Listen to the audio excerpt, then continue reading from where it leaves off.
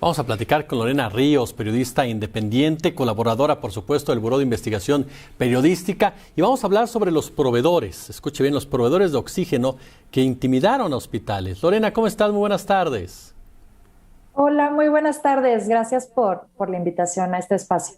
No, a ti la paciencia, Lorena. Oye, yo lo primero que te preguntaría es, ¿cómo se dio? ¿Cómo se dio esta intimidación de la cual tú describes en este trabajo que aquí en México, si no mal recuerdo, tú corrígeme, publicó El Universal? Sí, es correcto.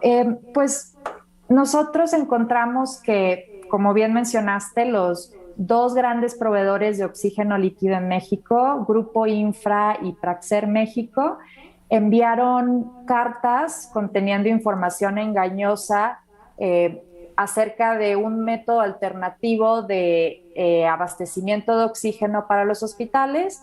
Encontramos que se mandaron al menos 6 cartas a 6 hospitales en 5 estados. Oye, Lorena, ¿cómo operaban? Me refiero, ¿estaban respaldados por autoridades?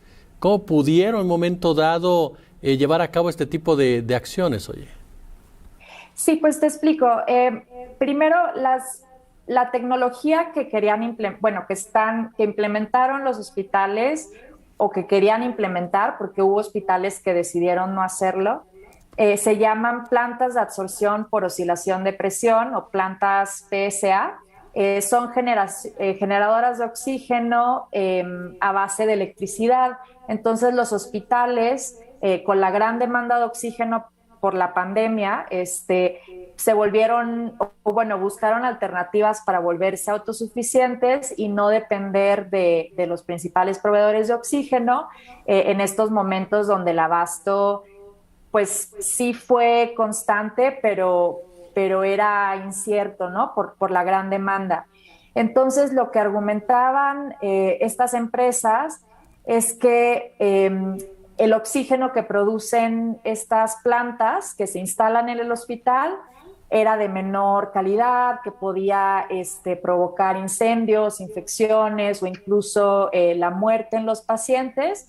Pero nosotros, hablando con expertos en todo el mundo, pues sabemos que esta tecnología es segura, que las plantas se utilizan en cientos de países en todo el mundo, que incluso la Organización Mundial de la Salud avala las plantas, que el Banco Mundial apoya a países para que construyan estas plantas en estos momentos de gran demanda, y que pues la argumentación de estas empresas es engañosa.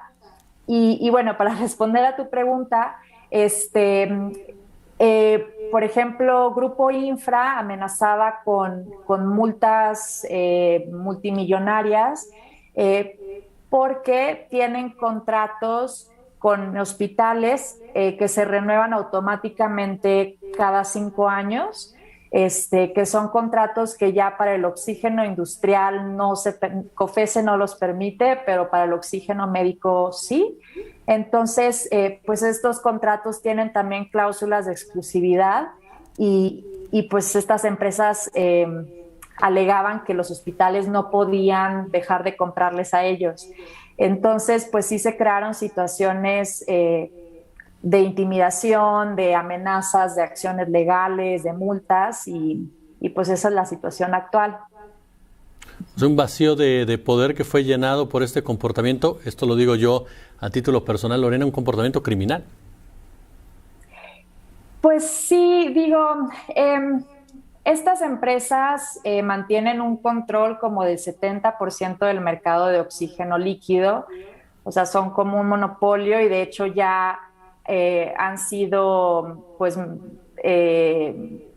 señaladas por comportamientos monopólicos.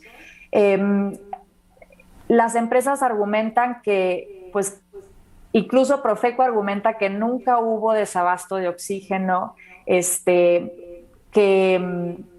el precio no ha subido del oxígeno líquido, pero sí es cierto que, pues, que ahorita estamos viviendo una tercera ola, que la demanda de oxígeno no va a desaparecer y que el oxígeno de las plantas que estos hospitales quieren instalar es mucho más asequible y mucho más conveniente para ellas. Entonces, en un momento tan crítico, pues sí es problemático que estas empresas estén tratando de bloquear una alternativa a la producción de oxígeno que se necesita para tratar la COVID-19.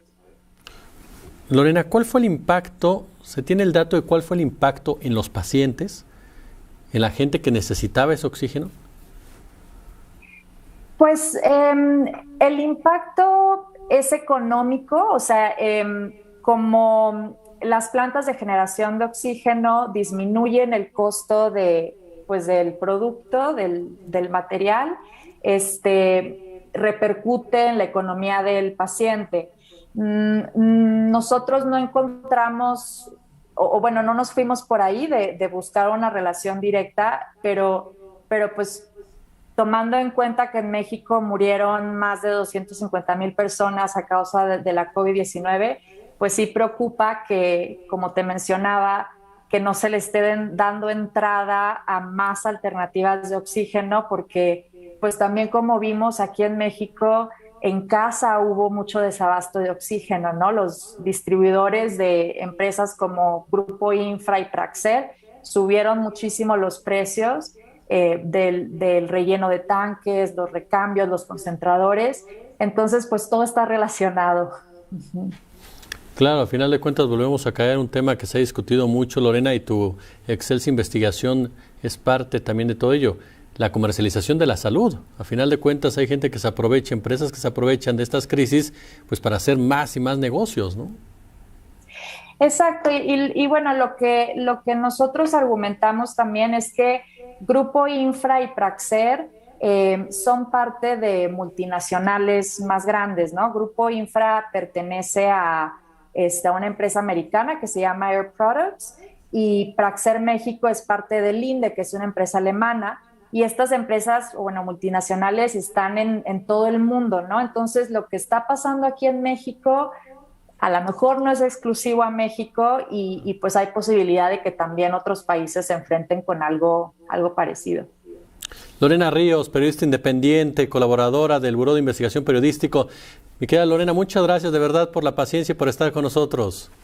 No, gracias a ti. Muchas gracias. Gracias.